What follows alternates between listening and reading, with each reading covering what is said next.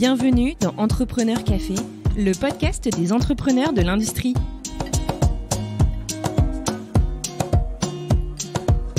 Bonjour et bienvenue dans ce nouvel épisode d'Entrepreneur Café. Moi, c'est Xavier Riquier, l'un des cofondateurs du podcast, et aujourd'hui, je vous amène à la rencontre de Alexandre Pedemonte, CEO et fondateur de Vistory, éditeur de logiciels basé notamment sur les technologies blockchain et big data. Alexandre revient avec nous sur son parcours ainsi que sur les difficultés qu'il a rencontrées en s'associant avec des amis pour créer sa société. Il revient également en détail sur le concept de son produit phare, MainChain, une plateforme de gestion de la propriété intellectuelle basée sur une blockchain privée qui accompagne l'innovation de rupture qu'on constitue l'impression 3D sur la supply chain. Bonne écoute! Bonjour Alexandre et merci de nous accorder ce temps pour cet échange. Alexandre, la première question que j'aimerais te poser, c'est est-ce que tu pourrais nous faire le fameux pitch de Vistory et nous présenter en quelques mots quelles sont vos activités ? Bonjour Xavier et merci beaucoup de m'accueillir sur ce blog. Donc Vistory est une société d'édition logicielle. Nous sommes spécialisés dans la confiance numérique et nous avons développé un produit qui s'appelle MainChain. De manière très très simplifiée, MainChain permet de téléporter en toute sécurité des pièces détachées à proximité du besoin grâce à l'impression 3D. Quand on entend pièces détachées, c'est plus pour le secteur industriel, c'est ça ? Ça peut être pour le secteur industriel, mais également pour le grand public. Des pièces d'un autocuiseur en passant par un étrier de frein, même s'il y a des certifications à faire sur les pièces, aujourd'hui, la technologie de fabrication additive permet de reproduire une grande quantité de pièces détachées, quel que soit le client à la fin, une personne physique ou une personne morale. La société a créé quand et compte combien de personnes ? J'ai fondé Vistory en 2015 en France et aujourd'hui nous sommes 35 collaborateurs. Et vous êtes basé où ? Alors notre siège social est basé à Vélizy-Villacoublay et historiquement j'ai démarré comme beaucoup d'entrepreneurs en mode garage dans mon appartement à Boulogne-Billancourt. D'accord, donc en région parisienne. Exactement, région parisienne. Et on étend aujourd'hui notre siège et succursale sur l'ensemble du territoire, Bourges, Vannes, Toulouse, on va y venir. Donc oui, on reviendra plus en détail sur Vistory, sur vos projets et ambitions. Mais maintenant, ce qui m'intéresse, c'est de parler un peu de toi, Alexandre. Quel est ton parcours ? D'où tu viens ? Et qu'est-ce qui t'a amené à créer Vistory en 2015, justement ? Moi, je viens du milieu du consulting. J'ai travaillé pendant près de 20 ans dans des sociétés de services en ingénierie informatique, aujourd'hui rebaptisées ESN, entreprise de services numériques. Et ma spécialité, c'était la gestion de projets et la transformation numérique des industries, les grandes entreprises. Donc, j'ai travaillé essentiellement dans les sphères banque, finance, assurance et industrie. C'est, je dirais, une particularité quand on est consultant, c'est qu'on a une capacité, du coup, c'est une carrière qui nous permet d'embrasser, de voir tout un tas de contextes clients différents. Donc j'ai évolué dans un milieu où je devais vite m'adapter au contexte et problématiques de chacun de mes clients. Donc quand on est dans l'assurance, dans la banque, dans le pétrolier, il n'y a pas les mêmes sujets, mais on a quand même le fil rouge qui est la transformation numérique. Et donc j'ai fait une vingtaine d'années en tant que consultant et ça a juste nourri en moi en fait une envie de résoudre des problèmes, non pas que le consulting n'en résout pas, mais d'apporter des solutions à des problèmes, des solutions très concrètes. Voilà, donc je suis devenu éditeur. Et est-ce que tu avais envie de faire l'entrepreneuriat dès le départ ou est-ce que ça t'est venu au fil de l'eau, au fil de ta carrière ? Je dirais que j'avais une certaine fibre entrepreneuriale. J'ai fait, comme beaucoup de personnes, des petits jobs l'été. Moi, je m'occupais le week-end pour avoir un peu d'argent de poche. Et donc, j'avais un peu cette fibre de commerçant. Et ce que j'adore plus particulièrement, et je pense que ça a été exacerbé, ou plutôt c'est bien tombé de faire du consulting ou du service, j'ai un sens aigu du service client. Et donc, je pars du principe que quand un problème rencontre sa solution, il y a un marché. Et ce que j'aime, c'est rendre service à mes clients. Donc, naturellement, l'édition logicielle, étant donné que je suis un grand fan de technique et de technologie, ça tombait presque sous le sens. Et d'où t'es venue l'idée de créer Vistory ? Est-ce que c'est par le biais de tes différentes expériences dans le conseil où tu as identifié ce fameux besoin ou comment t'es venue l'idée de créer Vistory ? Je dirais que c'est un ensemble d'événements conjoncturels qui ont fait que j'ai eu l'envie de créer Vistory. La première chose, c'est que je suis passé de consultant à ingénieur d'affaires. Donc, ça m'a valu pas mal de railleries de mes collègues et pairs, chefs de projet ou directeurs de projet, en me disant que j'avais vendu mon âme au diable. Et à la différence, je leur dis, mais moi, je vends pas de la prestation de conseil, je vends de l'intégration. Donc, déjà, ça mettait le focus sur là où je voulais aller. Et donc, L'idée de créer Vistory, c'est la réunion d'un besoin client un peu particulier d'un grand groupe pétrolier français dans lequel j'ai travaillé, avec une opportunité que j'avais, puisque je travaillais dans une société d'intégration, et deux copains qui pouvaient apporter des compétences qui allaient compléter en fait cette palette-là. Donc moi j'avais le rose casquette du commercial, un ami la casquette du directeur technique et un autre la casquette du directeur financier. L'histoire a fait que je me suis retrouvé tout seul en tant que commercial, voilà. Et mes amis sont restés mes amis, mais ils ont pris tous les deux des chemins différents. Comme j'aime bien démarrer les choses et aller au bout des choses, je suis resté à bord de Vistory. C'est intéressant cette histoire. On l'entend parfois, le fait de lancer une boîte avec ses amis. Au final, ça peut être compliqué à gérer au niveau des relations humaines, au niveau des divergences. Comment tu l'as géré, toi ? Ça a été compliqué ou ça s'est fait naturellement, le fait de dire finalement, je vais rester tout seul à bord ? Alors, ça a été compliqué parce qu'en fait, l'erreur, et ça c'est une erreur de jeunesse, quand on se lance avec des amis, déjà on n'a pas beaucoup d'argent. Donc en fait, c'est du love time, comme on aime dire en anglais. Donc on se paye sur la bête, façon de parler. On travaille très très fort le soir en extra.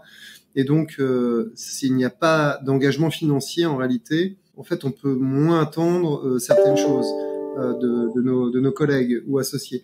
Et donc, l'erreur à ne pas connaître, c'est celle de ne pas investir d'argent suffisamment pour avoir en fait une certaine pression positive pour faire avancer le public.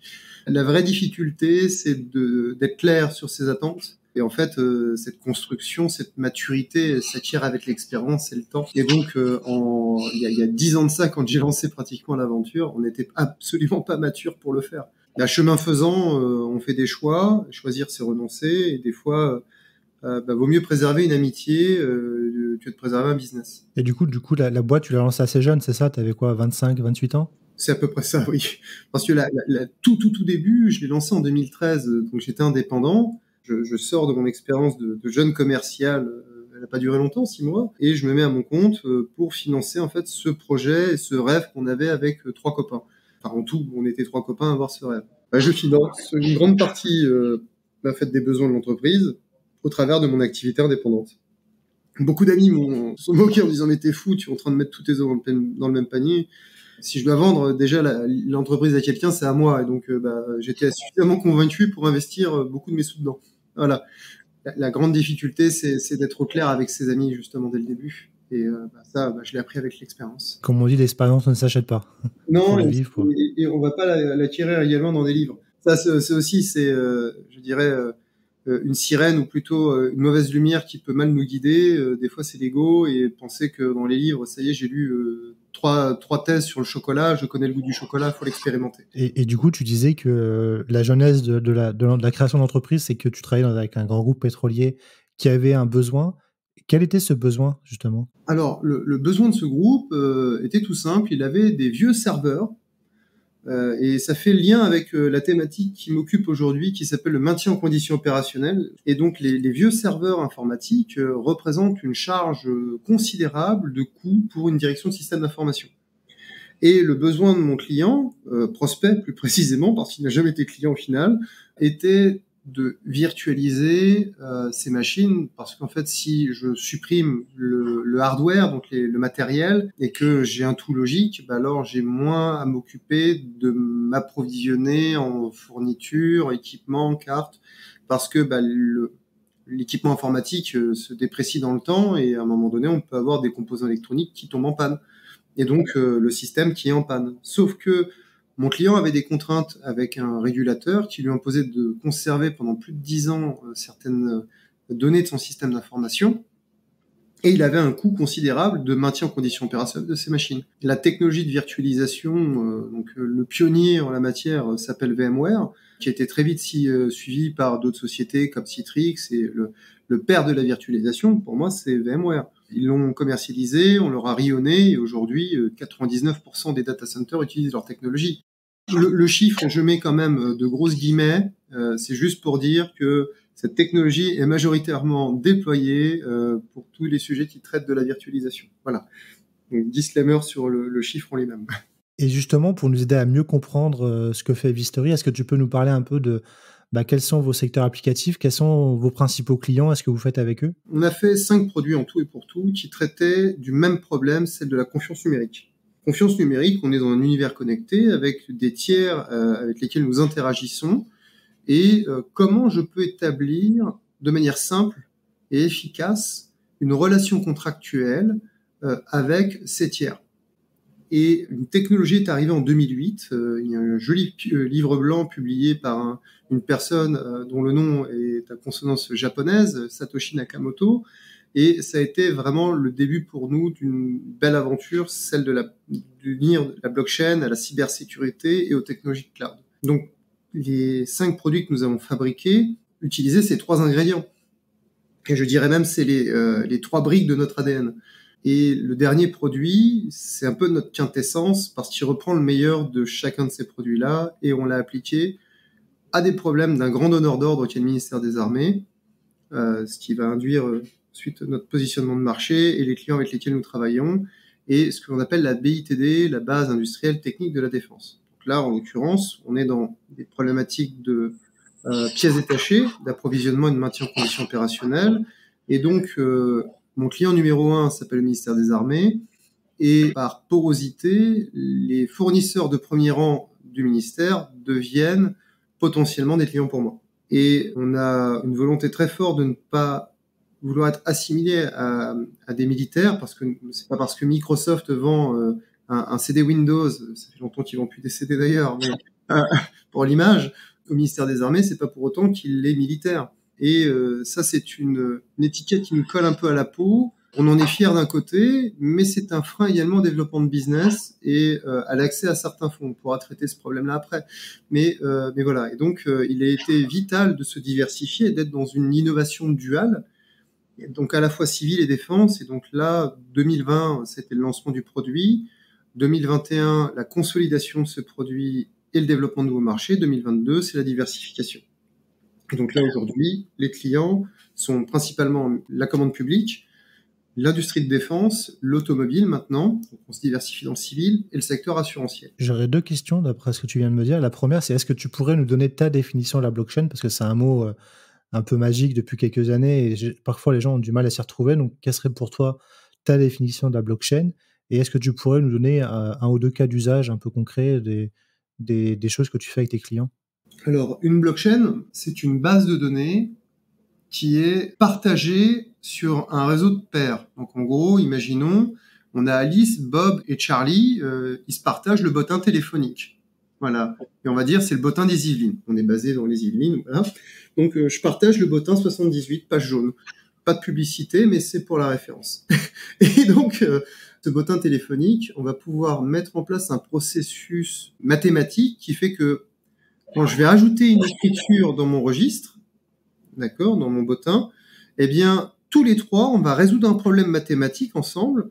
Et si on tombe tous les 3, ou la majorité tombe d'accord sur le résultat, alors on a le droit d'écrire. Et donc, pour faire le parallèle avec quelque chose qui va parler beaucoup plus au grand public, une blockchain, c'est comme le registre d'un notaire, donc le cadastre. Et donc, on tient un registre dans lequel on va écrire des choses, des transactions entre différents tiers. L'innovation de cette blockchain, de la blockchain, en fait, c'est le fait qu'il y ait une décentralisation du système d'écriture. Et donc, le système est autoporteur par nature, par essence. C'est difficile de le vulgariser comme ça, mais je pourrais pas mieux dire que c'est un bottin téléphonique dont les écritures sont validées par un principe mathématique de vérification. Ouais, donc ça veut dire qu'on est tous d'accord sur ce qui est écrit dessus, on sait que c'est fiable, et on sait surtout qui l'a écrit et à qui il appartient. Exactement. Et donc, si on écrit des bêtises, eh bien, ad vitam aeternam, elles resteront écrites dans le registre. Et donc, on saura qui les a écrites. Exactement. Et donc, ça, c'est un peu, je te tiens, tu me tiens par la barbichette, pour l'imager. Et c'est ça la puissance de cet outil. Encore une fois, une blockchain est un outil. Il peut être utilisé à différentes fins. Regarde, je peux utiliser un stylo pour écrire un super livre, ou même pour taper sur un clou. Le résultat sera pas forcément optimal pour la fonction marteau, mais ça peut marcher. Et donc, on peut utiliser la blockchain pour créer de la monnaie.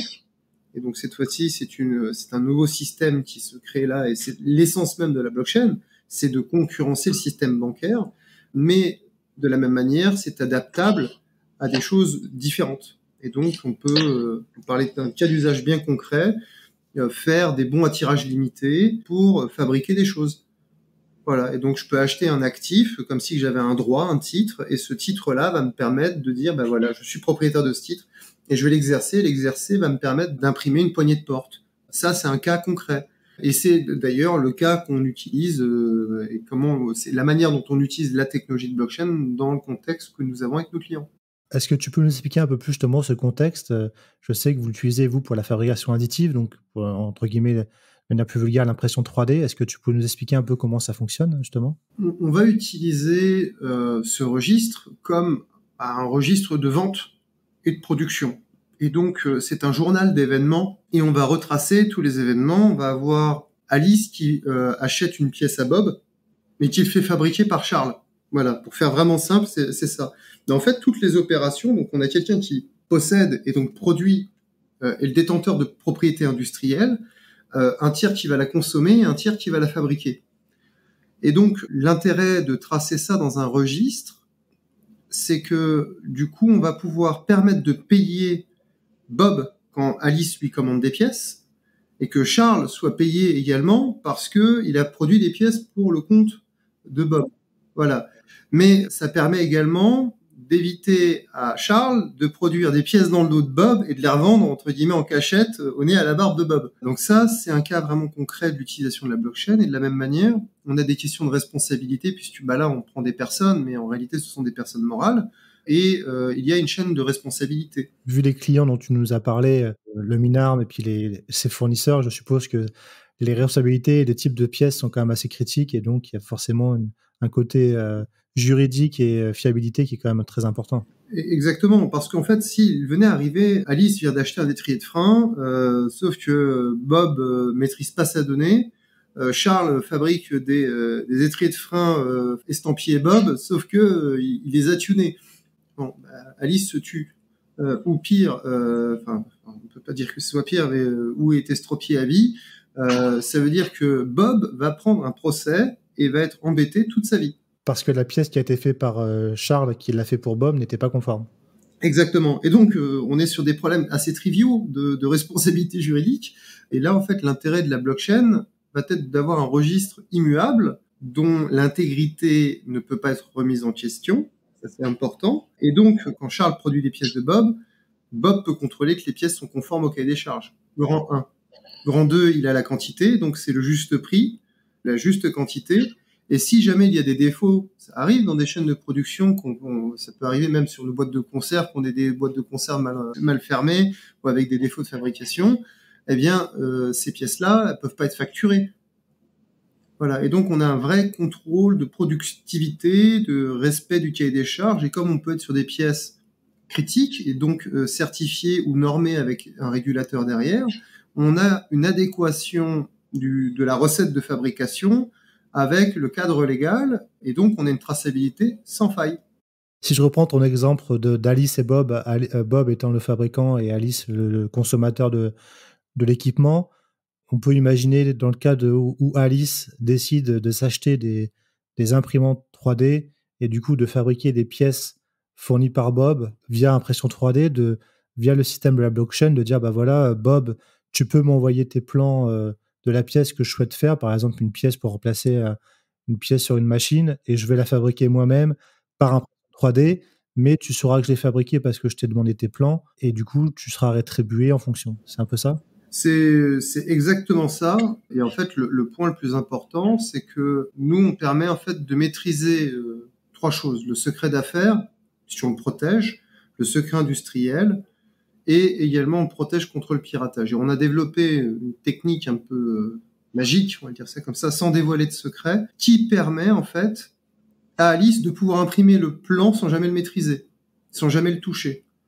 Et donc on offre une maîtrise complète de la donnée à notre client. Et là, en l'occurrence, on a en client le ministère des Armées, et les fournisseurs vont lui fournir des plans. Et donc en fait, on maîtrise tout le canal de la donnée également. En gros, c'est-à-dire que typiquement, votre client vous dit voilà, moi je veux imprimer cette pièce-là, je veux que le plan soit directement injecté dans mon imprimante 3D pour que ça soit fait, sans que j'ai besoin vraiment de comprendre la technicité de la pièce, c'est ça? C'est ça. Et donc, en fait, quand je le dis, aujourd'hui, on a téléporté des pièces sur Barkhane, sur le porte-avions. Donc, on a fait la terre, on a fait la mer. On peut le faire sur ISS. J'aime bien cette image. C'est qu'aujourd'hui, un opérateur qui va lancer une production, on lui demande pas forcément d'être dessinateur-projeteur. On lui demande pas d'avoir des compétences spécifiques en impression 3D. Le but, c'est de lui simplifier la vie. Et donc, on va toujours penser usage. Ce que nous faisons, c'est comme si nous envoyions un PDF à une imprimante. La fabrication du PDF, soit on le fait pour le client, soit on lui explique comment la faire parce qu'il a les capacités à. Mais le PDF, c'est vraiment la recette de cuisine. C'est la bonne pièce au bon endroit avec la bonne machine, la bonne poudre et le bon paramétrage. Et là, on est littéralement dans le secret industriel. Ce fichier-là, il est vital pour le client ou plutôt le propriétaire de cette propriété intellectuelle et industrielle parce que c'est son or. Et si ce fichier-là disparaît ou plutôt est publié sur Internet, sur un réseau de torrent ou un dark web, ça pose de sérieux problèmes de responsabilité juridique, de perte de chiffre d'affaires, d'impact sur l'image du client. Et ça, aujourd'hui, on est dans une industrie de plus en plus connectée puisqu'on parle de la 4e révolution industrielle. Et donc, il est crucial d'avoir un tiers de confiance qui sécurise les échanges de données entre ces différentes parties prenantes. Et c'est notre métier. Et justement, j'ai une question par rapport à ça. On voit donc la fameuse industrie 4.0, industrie du futur, etc. Les problématiques de cybersécurité sont de plus en plus prégnantes parce que les usines se digitalisent, donc forcément, il y a de plus en plus, on ouvre les fenêtres à des potentiels hackers, des ransomware, etc., qui vont directement venir attaquer les machines. Toi, quand tu vas voir des industriels, est-ce que ils ont conscience que ce que tu proposes leur permet de sécuriser leur plan? Est-ce que c'est vital ou est-ce qu'ils se disent non, c'est pas nécessaire, nous on fait attention, on utilise des boîtes mail avec des sécurités, on n'a pas besoin de ce système en plus. Enfin, tu vois, est-ce qu'ils ont déjà une appétence pour la sécurité que tu leur proposes ou entre guillemets, tant qu'ils n'ont pas été confrontés au problème, ils se disent c'est un coût supplémentaire et on n'a pas envie d'investir là-dedans? Alors la vérité est souvent entre les deux, ça va dépendre de l'interlocuteur avec qui je vais discuter. On choisit nos cibles chez les industriels pour maximiser en fait le potentiel de victoire. Donc si je passe par une DSI, et j'ai été DSI dans mes anciennes vies, messieurs les DSI ont fait le métier le plus difficile du monde parce qu'on est une fonction support et on doit créer de la valeur.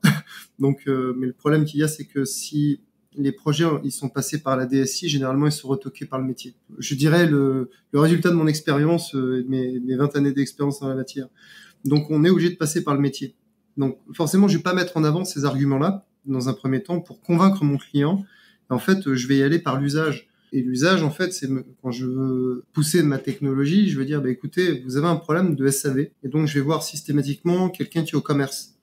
Et ma cible, c'est le directeur des ventes. Et en lui disant, vous voyez, vous avez un problème de SAV, de disponibilité de pièces. En plus, on a 2 effets conjoncturels, le Covid et la crise et le canal de Suez qui ont été bloqués. Donc, une inflation galopante sur tout ce qui est logistique. On a un conteneur qui est passé, qui a multiplié, dont le prix a été multiplié par 25 en l'espace d'1 an et demi. Donc, mon conteneur à $25,000, j'y réfléchis à 2 fois quand je suis livré mes profilés métalliques. Donc, je lui dis, forcément, vous avez ce problème-là. Et si vous laissez mon produit, en fait, je vais pas vous parler de fabrication additive ou de blockchain. Comme lorsque j'achète un téléphone portable, je vais pas acheter, en fait, une technologie NFC, j'achète la fonction. Et donc, je vais parler de délai d'approvisionnement. Et aujourd'hui, on est en capacité d'avoir le délai d'approvisionnement, l'un des délais les plus courts. On est sur 3 semaines où on part d'un plan et je vous sors une pièce. On est en 2 jours en capacité de dire c'est faisable. Et donc, 15 jours ouvrés plus tard, mon client a sa pièce.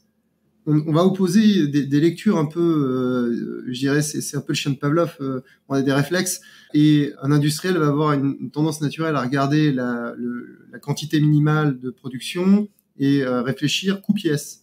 Alors que là, on va parler de service, et donc on n'est plus sur des questions de production, on est sur des questions de service et de service client. Et là, en fait, on a un produit qui satisfait toujours son client, puisqu'on lui livre la pièce dont il a besoin dans des délais qui dépassent de loin n'importe quel délai d'approvisionnement. C'est-à-dire que la première fois que j'ai fait la pièce, c'est 3 semaines. La deuxième fois, c'est 5 jours.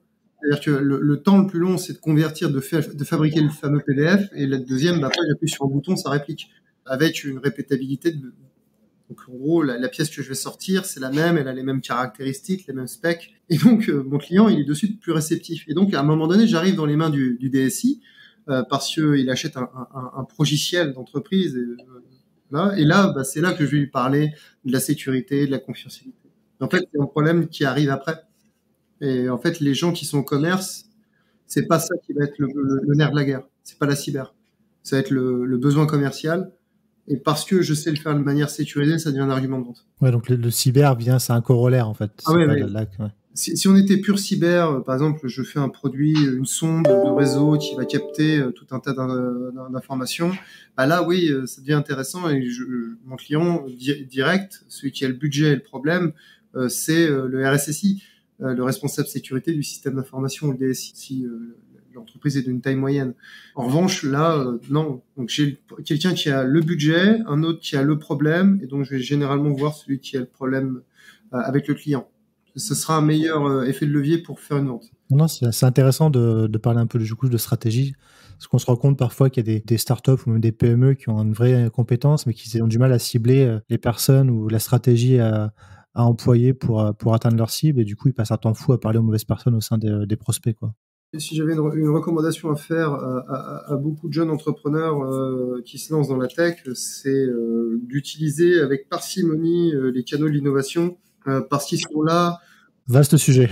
Voilà, ils sont là pour faire une veille en fait économique et technique, mais remonter les sujets au niveau du board et d'avoir la bonne décision pour dire ok on y va, c'est faire une vente dans 36 mois avec beaucoup de facteurs de chance. Et puis un risque justement si on va voir quelqu'un qui aurait un besoin pour l'interne de la technologie de se la faire entre guillemets piquer ou voilà. Je l'ai vécu, donc je parle d'expérience. D'accord. Voilà, et donc en fait le meilleur canal. L'innovation, c'est bien quand on veut tester, on a un produit, un prototype, une ébauche. Et donc, ça peut être des vecteurs contractuels à pas cher. Ça permet également pour l'entreprise de briller avec une référence, mais sans passage à l'échelle pour autant. Et donc, on a un POC dans un labo qui traîne sur un showroom. Et voilà. En revanche, si on veut faire des affaires sur du moyen et long terme, il faut de suite changer de braquet et d'aller attaquer, en fait, jamais une DSI. Le métier directement. Pure player, mais c'est le métier qui porte. Parce que le métier rapporte de l'argent. Et donc, si vous associez votre technologie à de la création de valeur, de facto, ça va tirer tous les autres sujets, tous les sous-jacents. Et donc, la cyber, etc. Et donc, on peut être en produit cyber. Le tout, c'est de faire une sorte de cheval de Troie. Donc, un gros clin d'œil pour nos amis qui sont dans des red teams. Et donc, ce cheval de Troie, il est commercial. Et donc, on passe par le besoin métier, ce qui fait valider, en fait, la fonctionnalité cyber derrière. Et donc, des fois, il y a des sociétés, je connais quelques sociétés concurrentes de sociétés de transport de données sécurisées, qui ont un produit absolument fantastique et qui ont toutes les peines du monde à le faire infuser, parce qu'ils s'adressent, comme tu l'as dit, aux mauvaises personnes. Voilà, parce qu'ils ont certes l'écoute, mais ils n'ont pas le sponsor budgétaire. Et quand on voit comment fonctionne un grand groupe, quand on a une idée innovante dans une DSI, il faut aller chercher immédiatement sponsor métier. Sinon, le projet n'avancera pas. Et ça, je l'ai fait dans de belles sociétés bancaires françaises et pétrolières et assurances. Et c'est systématique. On doit avoir des sponsors métiers. Si on n'est pas associé à du business, forcément, on n'est pas supporté. Non, mais c'est super intéressant. Et pour rebondir sur le sujet de la blockchain, donc tu nous disais la blockchain, tu l'utilises pour les fameux exemples qu'on a donnés avec Bob, Alice, et puis etc. sur la fabrication additive. Et là, il y a un sujet dont tout le monde entend parler en ce moment, c'est les fameux NFT. Est-ce que, du coup, toi, tu t'es positionné là-dessus? Et si c'est le cas, qu'est-ce que tu peux nous en dire plus? Alors, oui, je voudrais juste revenir sur la blockchain. J'aime bien faire ce parallèle-là, cette dichotomie. On a Internet et on a intranet. Donc, on a des blockchains publiques et on a des blockchains privées. Et pour faire ce que l'on fait, nous, on a fait une blockchain privée. Donc, on a un intranet. Et donc, avec les règles de gestion qui correspondent aux besoins métiers de mes clients. Ça, c'est très important. Parce que si je mets des choses dans une blockchain publique, par essence, c'est public. Et donc, je vais pouvoir mettre à mal ou mettre en risque le secret d'affaires et le secret industriel de mon client. Voilà, je ferme cette parenthèse. Et l'intérêt des NFT, là, on voit une deuxième génération de NFT arriver. La première, en fait, c'était une sorte de carte Panini. J'aime bien faire cette image-là, avec des propriétés de rareté ou des attributs qui vont faire que ma carte, elle vaut plus d'argent ou elle est plus rare que d'autres. Et donc, on a un produit hautement spéculatif. Et ce que j'aime beaucoup avec l'art, c'est que c'est un marché qui a beaucoup de similarité avec le marché des actions, donc le marché primaire en plus. Donc la rareté fait la valeur, et donc je peux spéculer dessus et donc créer un marché secondaire et ensuite d'autres outils sur lesquels on peut s'amuser. Donc c'est un grand casino. Je sens de suite les patates pourries et pommes de terre, enfin les tomates pourries que mes copains vont jeter. Mais c'est une sorte de grand casino, parce que quand je fais de l'option binaire et que je fais du scalping, pour beaucoup, 90% des profanes qui vont faire ça, c'est du casino, et 10% de professionnels, c'est un métier. Voilà, et c'est pour ça qu'il y a beaucoup de personnes qui s'enrichissent sur les gens qui rentrent dans le casino. Le casino gagne toujours. Et donc, ce que j'assimile moi aux professionnels dans le casino, c'est ceux qui savent compter les cartes au blackjack. donc voilà. Et ça, c'est un métier de trader. Et c'est un métier extrêmement complexe. L'intérêt de ce produit spéculatif, c'est en fait, ce que je trouve fantastique, et je fais le lien immédiatement avec les métavers, c'est que les NFT sont un moyen de créer de la rareté et donc de rajouter une dimension financière dans un monde virtuel. Est-ce que tu peux donner ta définition justement des NFT ? Alors, les NFT, on va parler d'un contrat qui ne peut pas être sécable. Je peux pas le couper en petits morceaux, ce contrat, et le répartir sur plusieurs personnes. Donc, le contrat, il est détenu dans son entièreté par un tiers, personne physique ou morale. Et à ce contrat, je peux y adjoindre une œuvre d'art, un GIF, si on veut, donc ces petites images animées qu'on utilise sur toutes les messageries et outils de chat, mais ça peut être une vidéo, une sculpture, n'importe quoi. Voilà, donc c'est si on crée un objet virtuel, soit un GIF, un objet d'art virtuel, ou tu parlais du Panini, maintenant il y a des Panini virtuels aussi qui sont organisés, on saura directement qu'on est l'auteur et tout le monde saura qui est l'auteur original. Et donc, l'intérêt également, c'est que je peux créer de la rareté de manière, alors le terme artificiel est galvaudé, mais je peux créer de la rareté. Donc, on peut avoir des séries de dessins, mais des séries de contrats limités. Je vais prendre un exemple. On pourrait très bien imaginer un contrat, donc un titre, qui me donne accès à de la puissance de calcul. Et ce contrat, je peux le revendre. Mais c'est le contrat dans son entièreté que je veux revendre. Et donc, j'ai un outil de spéculation. Donc, j'ai un produit liquide immobilier. C'est ça qui est intéressant avec le NFT. Donc, je peux rajouter des dimensions supplémentaires dans des métavers. Et je vais faire un parallèle. Je suis un grand fan de jeux vidéo. Il y en a un que j'aime particulièrement. C'est un jeu basé sur Heroic Fantasy, Donjons et Dragons. Et on a des systèmes d'hôtels de vente. Donc, en fait, c'est comme si j'avais un Christie's ou un Sotheby's à l'intérieur du jeu vidéo. Et donc, un système financier avec des outils de spéculation. Et il se trouve que je peux acheter des montures, donc je peux avoir un super poney avec des ailes et des couleurs absolument chatoyantes, c'est génial. Et ça aujourd'hui, des gens l'achètent contre des euros sonnants et trébuchants. Et donc on peut parfaitement dire que la monture que j'ai achetée, qui me permet d'aller peut-être plus vite ou de manière plus stylée dans mon jeu vidéo, ça c'est un NFT. Je suis l'unique propriétaire de cette série limitée. Et donc l'intérêt du NFT, c'est qu'on a un actif, un contrat, avec lequel je peux y adjoindre un objet, qui soit de l'art ou une fonctionnalité, comme je parlais de puissance de calcul, que je vais pouvoir acheter, consommer, si le contrat me le permet, et de le céder. Et donc, parce qu'il a en plus des attributs de rareté, là on est dans l'art, bien je vais pouvoir spéculer également sur ces sujets-là. Et donc, en fait, ça ajoute une dimension supplémentaire à cette économie de finance. Donc, on faisait déjà de la finance avec des euros, des dollars, des matières premières. On l'a rajouté avec les crypto-monnaies, qui sont en fait des monnaies, ni plus ni moins, dont l'étalon, en réalité, ce n'est pas l'or, mais c'est plutôt l'énergie. On va le voir comme ça. Et là, le fait de le faire avec des NFT, c'est-à-dire que je fais également une nouvelle bourse, un nouveau Dow Jones ou un nouveau Euronext, avec des objets artistiques, utilitaires et autres. Et donc, je pourrais très bien imaginer une location de voiture ou un achat de véhicule avec des NFT. Et donc, c'est le titre qui me donne le droit et l'accès. Imaginons une clé connectée avec un contrat. Et quand je suis le titulaire du contrat, j'ai le droit d'ouvrir ma voiture. Et du coup, Vistoré, vous vous placez comment par rapport à cette révolution des NFT ? Le slogan de mon entreprise, c'est « Building Bridges », c'est construire des ponts. Quels ponts ? Des ponts technologiques. Et là, ce que nous allons faire très prochainement, on va faire une belle première, c'est on va créer un pont entre l'univers des NFT et le monde réel, Donc avec des objets d'art qu'on va pouvoir fabriquer en série limitée. Et donc on va avoir un actif tangible, une œuvre d'art que je vais imprimer avec un numéro de série, et un actif intangible que je pourrais mettre dans un univers virtuel, type mon métavers, ou ma salle d'attente virtuelle dans ma réunion en visio. Donc, si je prends un exemple concret, imaginons qu'il y a un artiste qui crée une sculpture digitale. Donc, il a créé une structure digitale, et donc il l'a créé avec un NFT, c'est-à-dire qu'elle est tracée, on sait que c'est lui l'auteur.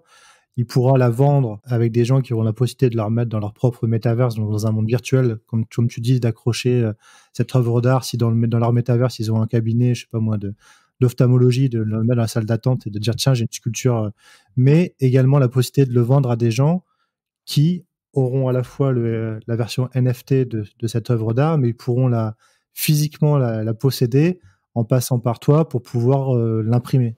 C'est cela, et c'est ça que nous rendons possible.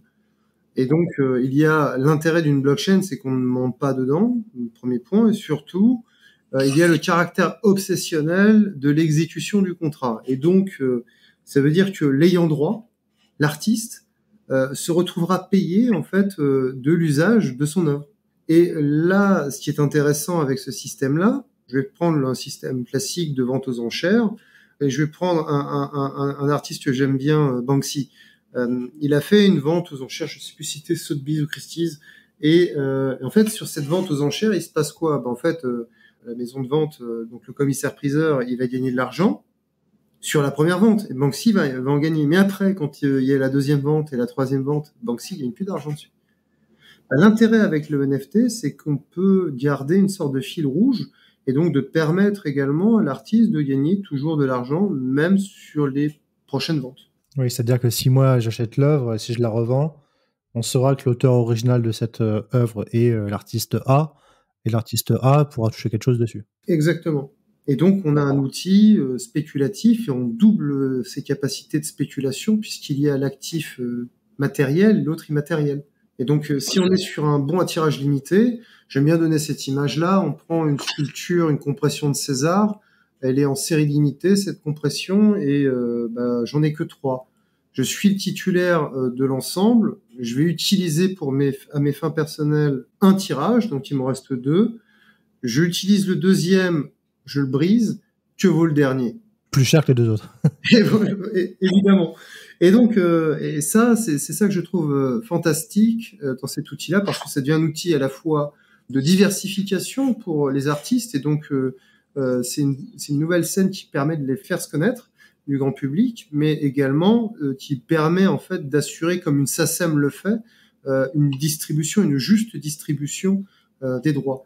Un autre exemple du NFT, imaginons le principe de Spotify sur les NFT. Eh bien, là, les grands majors, ils ont bien à se tenir, parce qu'en réalité, c'est un pivotement du marché musical qui est en train de s'opérer. Et demain, il est très probable d'avoir en fait des maisons d'édition ou carrément des artistes qui vont publier leurs œuvres sur des réseaux de blockchain avec le NFT derrière. Et donc la rétribution de l'artiste, aujourd'hui, c'est un peu ce qu'on peut observer dans la chaîne de l'élevage, et je vais prendre une filière que j'ai bien connue, c'est celle du lait. L'agriculteur, il gagne rien. C'est la centrale d'achat et de distribution qui gagne beaucoup d'argent.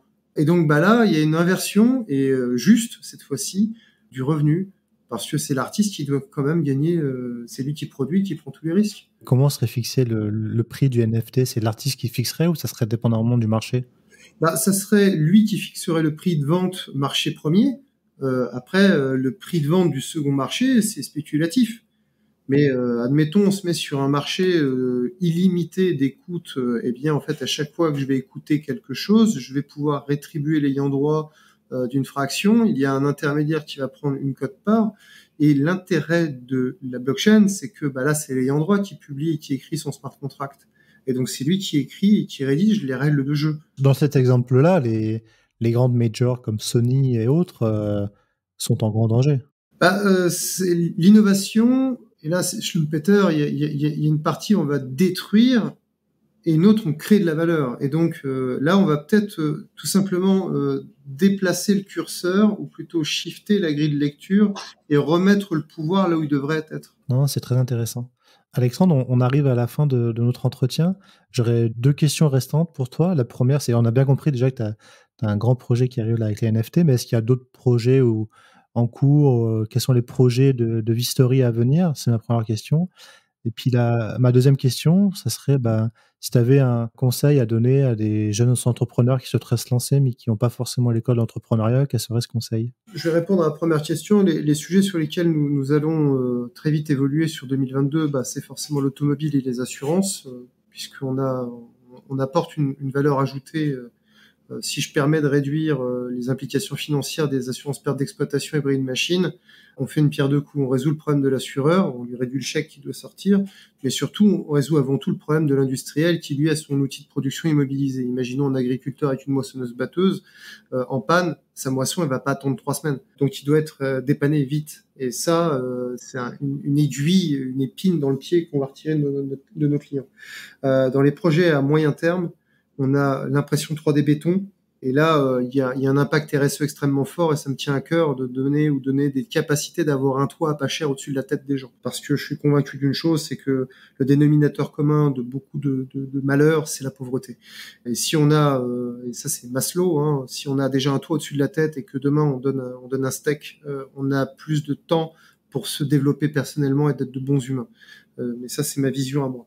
Et donc, je suis très, très enthousiaste à l'idée de pouvoir faire de la construction 3D béton aux normes. Et ça, c'est ça qu'on va faire en 2022, 2023. Et 2023, 2024, on a entamé le travail. C'est l'impression 3D en orbite, donc en orbite basse, donc typiquement dans la Station spatiale internationale. Sky is the limit, comme on dit chez les Anglais, ou chez les Français, vise la Lune, au pire, si tu te loupes, tu tombes dans les étoiles. Et le spatial est un domaine qui m'a toujours passionné depuis tout petit. Donc voilà, on est référencé à l'ESA et on a entamé les démarches pour trouver l'imprimante 3D, en fait, compatible avec ISS. Il y en a 2, et c'est dans les tuyaux. Et donc, peut-être que nous aurons la chance de pouvoir téléporter des pièces dans l'ISS en 2023-2024. Voilà, on croise fort les doigts et on travaille très très fort pour pouvoir atteindre ce petit rêve. Voilà. Donc ça, c'était pour la première question. Et puis pour la seconde, les conseils que je vais donner à beaucoup d'entrepreneurs, c'est parler de votre idée, vendez-la à un maximum de personnes et ayez un maximum d'avis éclairés. Alors c'est sûr que on est une boîte de tech, ça va être difficile d'en parler ou de se dire ok, mon ami coiffeuse ou boulanger va savoir m'aider, mais des fois c'est utile. Parce que beaucoup de jeunes entrepreneurs se disent oh là là, faut que je protège mon idée. Si vous avez une idée, vous avez au moins 4 personnes qui l'ont eu au même moment que vous dans le monde, statistiquement. Donc avant de se lancer dans un projet entrepreneuriat, c'est de tester son marché. Et il faut le tester avec les moyens du bord. Vous pouvez avoir le meilleur business plan du monde, la meilleure stratégie du monde, le marché, il a toujours raison. Et donc, si le marché, il veut pas de votre produit, eh bien, ça veut dire que vous faites fausse route et donc, faut revoir votre copie. Et enfin, beaucoup d'entrepreneurs ont des chimères des Startup Nation, des levées de fonds records. Ça revient à gagner à l'euro-million. Il y a beaucoup d'appelés, il y a extrêmement peu d'élus. C'est un parcours difficile que de lever des fonds. Il y a beaucoup de fonds, oui, mais lever des fonds, pourquoi faire? Et donc, faut bien expliquer pourquoi on veut lever des fonds et avoir, parce qu'on est dans une économie très conservatrice en France, où on a beau dire ce que l'on veut, les chiffres sont là. On est extrêmement conservateur dans notre politique d'investissement. Et donc, pour maximiser les chances, et ça, je dirais, c'est le prisme de certains fonds que j'ai pu côtoyer, ils vont demander toujours une preuve de marché, une preuve de validation de marché. C'est ce que tu disais tout à l'heure par rapport à la difficulté que tu as pu avoir du coup avec le fait d'être tagué, entre guillemets, start-up pour la défense. Ah oui, parce qu'en fait, là, certaines vont avoir une éthique, ou plutôt des règles déontologiques. Je ne peux pas investir dans les boîtes qui fabriquent des armes. La fameuse compliance qui est en pleine boom. Ouais. Voilà, et en plus, on a une taxonomie en France qui est pas très compétitive avec ce que l'on peut avoir outre-Manche ou outre-Atlantique. Donc voilà, quand on est entrepreneur, faut bien tester son idée auprès de son marché, avoir des validations de principe, des lettres d'intention. Et quand on est sans le sou, parce que ça arrive à de nombreux entrepreneurs, eh bien, il faut s'armer de patience. Il y a des canaux qui existent. Malheureusement, les règles du jeu sont pas forcément lisibles. Et là, j'oriente naturellement les entrepreneurs vers les CCI, vers Team France Export, qui vont en fait pouvoir donner à très faible coût de bons outils pour aider, cadrer et dimensionner le projet et nous mettre sur des rails. Et derrière, en fait, ils vont pouvoir flécher ça avec la BPI. L'erreur que beaucoup d'entrepreneurs font, c'est d'aller taper direct à la BPI. Je dis que c'est une erreur parce qu'en fait, la BPI est une énorme institution qui communique pas forcément facilement entre ces différentes verticales. Et donc, on est perdu et elle-même ne sait pas forcément où orienter ou comment orienter. En revanche, ceux qui savent et ceux qui sont directement au contact du tissu économique, c'est les CCI qui, de plus, avec l'appui des régions, peuvent faire le rôle de passerelle ou d'intermédiaire pour développer un peu le business et donc de générer ces fameuses tractions de marché avant d'aller chercher une levée de fonds. Donc voilà, je préfère, vous voulez gagner du temps, passer par une CCI, ils sont là pour ça. Merci beaucoup Alexandre pour ces précieux conseils et puis pour avoir partagé toutes ces infos à propos de toi et puis de Vistory, et je te souhaite plein de succès pour les projets très excitants à venir entre les NFNT et l'espace. Il y a quand même de quoi faire. Donc merci beaucoup Alexandre. Merci à toi Xavier de m'avoir reçu et de m'avoir donné l'opportunité de partager ma modeste expérience.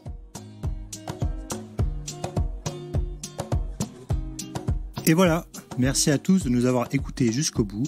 J'ai été ravi de vous faire partager ce moment avec cet entrepreneur très inspirant.